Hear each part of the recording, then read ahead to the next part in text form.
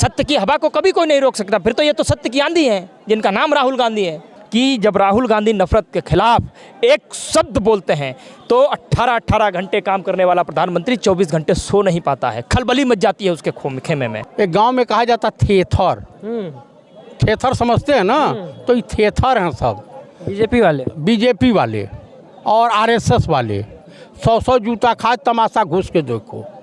आप कहते हैं अमेरिका में डंका बज रहा है, भाई अमेरिका में डंका बजा के क्या करोगे आप? हिंदुस्तान में डंका बजाओ ना आप। मेरे चेहरे पे पहले ही मुस्कान झलक रही है, अलग चेहरा आज चमक रहा है आप लोगों का। भाई देखिए, आज का जो फैसला है वो कांग्रेस हित में नहीं है, वो देश हित में फैसला है। क्योंकि आप समझिए, राहुल गांधी सिर्फ कांग्रेस की लड़ाई नहीं लड़ रहे हैं इस समय, राहुल गांधी देश की लड़ाई लड़ रहे हैं।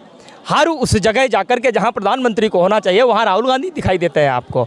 इसलिए सुप्रीम कोर्ट का फैसला देश की नफरत की राजनीति में एक उम्मीद की किरण है। हम सब, पूरा देश स्वागत कर रहा है कि आइए राहुल गांधी जी, संसद मौन है, वो याद कर रही है आपको। फिर से बब्बर शेर की तरह आप दहाड़िए और पूछिए वही सवाल कि 20,000 करोड़ रुपए जो अडानी की फर्जी कंपनियों में थे, कहाँ से आए, कैसे आए, किसके हैं, वो पूछिए सवाल और जवाब मांगिए बीजेपी से, जवाब मांगिए नरेंद्र मोदी से, जवाब मांगिए अमित शाह से। फिर से दहाड़िए उसी तरीके से। और तो और, जब आज जज फैसला सुना रहा था, मैं ये महसूस कर सकता हूँ, जज भी अपने आप को सौभाग्यशाली मान रहा होगा कि सदी के सबसे बेहतरीन नेता का जजमेंट एक झूठे केस के खिलाफ मैं फैसला सुना रहा हूँ। क्योंकि जिसकी कोई बुनियाद नहीं थी जिस केस की, और तल्ख टिप्पणी उन्होंने निचली अदालतों को की है कि आप मुझे बताइए एक ऐसा केस जिसमें आज तक किसी को सज़ा नहीं हुई, जिस मामले में जिस पे कभी किसी को वो नहीं हुआ, उसमें राहुल गांधी को मैक्सिमम सज़ा कैसे सुनाई गई। बिल्कुल, पिछली बार जब अदालत से फैसला आया था तो जितनी जल्दी वो उस पर सुनवाई हो गई थी, तुरंत सदस्यता भी रद्द कर दी गई थी। क्या उम्मीद है इस बार जो फैसला आ रहा है, इस फैसले के बाद तुरंत उसकी सदस्यता बहाल कर दी जाएगी? 100% आपको समझ में आना चाहिए। क्योंकि सिर्फ रोक नहीं लगाई गई, रोक लगाने के बाद जज ने बहुत स्पष्ट ये पूछा है कि आप हमें जवाब दीजिए इस बात का कि राहुल गांधी को मैक्सिमम सज़ा क्यों सुनाई गई, क्या जुर्म था राहुल गांधी का, किसका प्रेशर था आपके ऊपर? नरेंद्र मोदी का फ़ोन आया था आपके पास, अमित शाह का फ़ोन आया था आपके पास, आरएसएस के पंतप्रधान का फ़ोन आया था आपके पास, किसके कहने पर मैक्सिमम सज़ा सुनाई गई? और इसलिए मैं आपको कह रहा हूँ कि सत्य को कोई रोक सका है क्या? सत्य को कोई रोक सकेगा क्या? सत्य की हवा को कभी कोई नहीं रोक सकता। फिर तो ये तो सत्य की आंधी है जिनका नाम राहुल गांधी है। और इनकी सदस्यता बहुत जल्द बहाल होगी। मैं कहता हूं कि इनको सदस्यता अविलंब बहाल कर देनी चाहिए ताकि सदन में फिर से इस देश के मुद्दे उठाए जाएं, बात हो। पिछली बार जब उनकी सदस्यता रद्द की गई थी तो 24 घंटे के अंदर सुबह अध्यक्ष के द्वारा, लोकसभा के अध्यक्ष के द्वारा कहा गया था कि आपकी सदस्यता खत्म हो गई लोकसभा से। तो क्या उम्मीद है 24 घंटे के अंदर फिर से बहाल कर दी जाएगी? क्योंकि भाजपा सरकार से ऐसी उम्मीद नहीं की जा सकती है, बेईमानी होगी। लोकसभा स्पीकर जब लोगों का माइक ऑफ कर देते हैं, जो संघी विचारधारा के हैं, बमुश्किल उन्होंने अविश्वास प्रस्ताव पे डेट दिया है 8, 9, 10, और प्रधानमंत्री के सामने लोकसभा स्पीकर भीगी बिल्ली की तरीके से, तो ऐसा नहीं प्रतीत होता है कि इतनी आसानी से इनको लोकसभा की सदस्यता मिल जाएगी। तो मतलब आपका कहने का मतलब प्रधानमंत्री जी से डरते हैं वो ऐसे स्पीकर साहब? इसमें कोई आपको शक दिखाई देता है? अरे वो स्पीकर हैं। अरे स्पीकर नहीं कुछ हो, यहाँ तक तो गवर्नर, पूर्व गवर्नर ये सतपाल मलिक साहब ने कहा कि राष्ट्रपति के वहाँ कौन मिलने जाएगा ये पीएमओ कार्यालय डिक्लेयर करेगा, ये निर्णय लेगा कि कौन कौन जाएगा मिलने। ये दशा है इस देश की। अच्छा, अविश्वास प्रस्ताव की बात, अविश्वास प्रस्ताव जो 8, 9, 10 तारीख डेट दिया गया, उसमें क्या उम्मीद है राहुल गांधी जाएंगे अविश्वास प्रस्ताव में? मुश्किल लग रहा, क्योंकि सदस्यता के लिए इतना आसानी से परमिशन सब देंगे नहीं। दे दें तो बढ़िया है, इतनी छीछालेदर होने के बाद।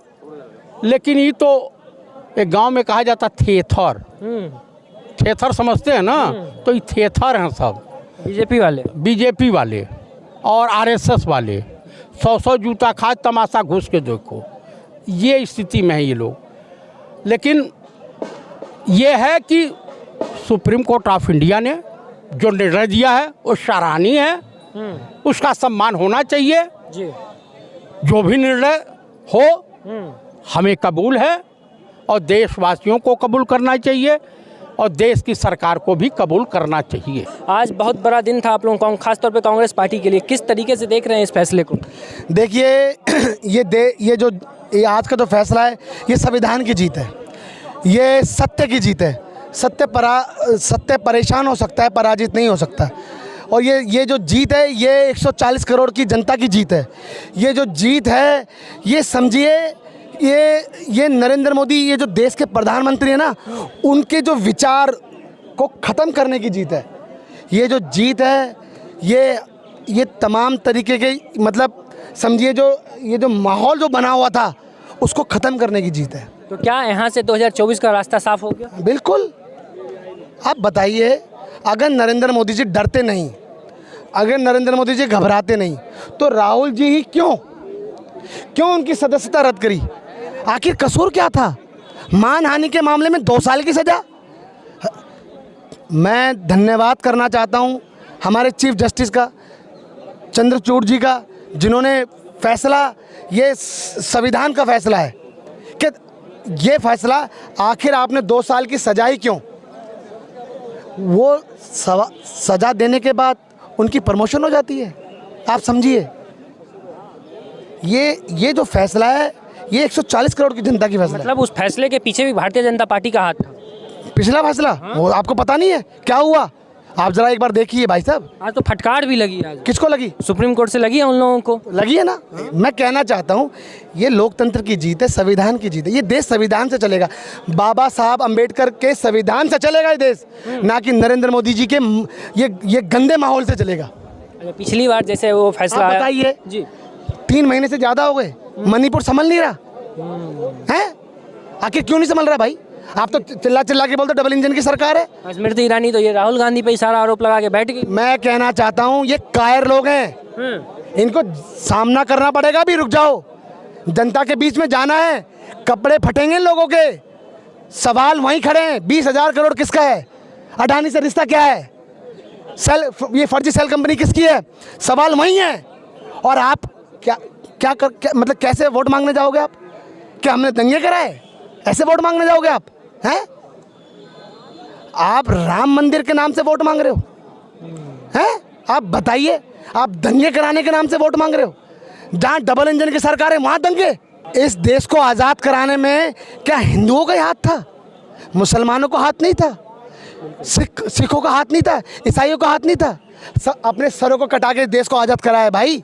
क्या बात कर रहे हैं आप माहौल कैसे ख़राब कर देते हैं आप हर जहाँ भी जाते हैं वहाँ माहौल ख़राब कर देते हैं आप हरियाणा ही क्यों? मैं पूछना चाहता हूँ क्यों? मणिपुर क्यों? ये लोग सच्चाई से डरते हैं। पिछली बार जब अदालत से जब फैसला आया था तो 24 घंटा के अंदर राहुल गांधी की सदस्यता खत्म कर दी गई थी। आज जो फैसला है, क्या आपको लगता है 24 घंटा के अंदर ये लोग बहाल कर पाएंगे? मैं कहना चाहता हूँ ये करे ना करें, जनता अपना आप ही करा लेगी, इनको खूब करा लेगी जनता को समझ में आ रही है क्या हो रहा है। जनता को सब समझ में आ रहा है कि दंगे कराते हैं अभी ये, बिल्कुल दंगे करा रहे हैं। अच्छा, अविश्वास प्रस्ताव 8, 9, 10। नीरव मोदी चोर है, ललित मोदी चोर है। क्यों आप भारत छोड़ के भागे? आप चोर नहीं हो तो बताइए आप। इसमें बीजेपी का क्या? अरे देश का चौकीदार कौन है? इस देश का प्रधानमंत्री। आप इस देश का प्रधानमंत्री अलाउ करता है? वो प्लेन से चले जाते हैं। आप बताइए। वो तो कहते हैं मैं चौकीदार हूँ। मैं आपको कहना चाहता हूँ किसकी चौकीदारी में कोविड आया, किसकी चौकीदारी में नोटबंदी हुई, किसकी चौकीदारी में जीएसटी में कितने तरह के प्रावधान हुए, किसकी चौकीदारी के अंदर चाइना घर में घुसाया, किसकी चौकीदारी में लाल आंख दिखानी थी, किसकी चौकीदारी में पुलवामा अटैक हुआ? आप बताइए। सत्यपाल मलिक साहब कितनी बड़ी बात बोलते हैं? उनको सत्ता से लालच नहीं है, उनको ये सत्ताधारियों से कि सत्ताधारी आज देश में गलत कर रहे हैं। आप बताइए, किसान जब सड़कों पर था उन्होंने 3 काले कानून वापस लिए। कब से कहा था राहुल जी ने? 750 से ज़्यादा किसान शहीद हुए। अरे ये लाशों के ढेर पे खेलने वाले लोग हैं, ये लाशों के ढेर पे संसद बना था ये। आप समझ रहे हैं मेरी बात? अरे लोग ऑक्सीजन के बिना मर गए इस देश के अंदर, आप वाहवाही कर रहे हो। आप कहते हैं अमेरिका में डंका बज रहा है। भाई अमेरिका में डंका बजा के क्या करोगे आप? हिंदुस्तान में डंका बजाओ ना आप। आज आपको भारत के अंदर डंका बजाना है महंगाई को कम करने से, आपको डंका बजाना है युवाओं को रोजगार देने से। आज का दिन देखिए सबसे पूरे कांग्रेस के लिए आज बहुत बड़ा दिन है। कहा जाता है सत्यों में जयते। आज एक सच्चाई में कहा जाए तो सिर्फ कांग्रेस पार्टी की नहीं है, पूरे हिंदुस्तान की जीत है, क्योंकि ये सत्य की जीत हुई है। आप देख सकते हो जो भाजपा का जो इन्होंने जो अपना षड्यंत्र रचा था वो सारा आज दूध का दूध और पानी का पानी हो गया। ऊपर वाला भी भगवान भी देखता है कि सच्चाई क्या है और झूठ क्या है। राहुल जी की एक टिप्पणी को रिकॉर्ड करके आप इतना बड़ा तमाशा कर दिए, उनको डिस्क्वालीफाई कर दिया, उनसे घर छीन लिया गया, तो ये तो साफ जाहिर होता है कि आप एक नेता से इतना डरे हुए हैं जो आपको पानी पानी कर रखा है। आप एक चीज़ बता दो, राहुल गांधी ना तो मंत्री हैं, राहुल गांधी ना तो आज के टाइम में सांसद है, राहुल गांधी ना तो कुछ विधायक, कुछ भी नहीं है, लेकिन राहुल गांधी से इनको डर है क्योंकि वो सत्य पे चलते हैं, ना कभी झूठ बोलते हैं, सच्चाई पे रहते हैं। आज आप देख लो 3 दिन पहले आज़ाद मार्केट में सुबह 4 बजे स्वयं उठ के वो गए, लोगों से मिले। उसके 2 दिन पहले एक वीडियो आई थी जो आज़ादपुर मार्केट से एक टमाटर वाला तो विक्रेता था, उसने रो के एक वीडियो, उसने रोया, उसने उसका एक होता है ना कि हमारे लीडर, देश के बड़े बड़े लीडर घर में बैठे हुए हैं, लेकिन स्वयं एक राहुल जी हैं कि भारत जोड़ने में लगे हुए हैं। तो भारत जोड़ने का यात्रा तो अभी चल ही रहा है और आगामी अभी चलने वाला भी, स्टार्ट होने वाला है। तो ये एक सत्य की जीत है, रियलिटी की जीत है, ट्रूथ की जीत है और साथ साथ पूरे देश की जीत है कि नहीं, लोकतंत्र जिंदा है और लोकतंत्र के साथ साथ इंसानियत भी जिंदा है। ये आपको तमाम कांग्रेस के कार्यकर्ताओं से हमारी बातचीत थी और हम आपको दिखाने की कोशिश कर रहे थे कि आज का जो फैसला है राहुल गांधी के तौर पे कहीं ना कहीं सकारात्मक फैसला है। इसको लेकर कांग्रेस कार्यकर्ताओं में खास तौर पे बहुत ज़्यादा उत्साह है। तो देखना बहुत महत्वपूर्ण है क्या राहुल गांधी की सदस्यता जितनी जल्दी बहाल होती है और राहुल गांधी इस बार मानसून सत्र में सदन जा पाते हैं या नहीं जा पाते हैं। तो फिलहाल के लिए इतना ही।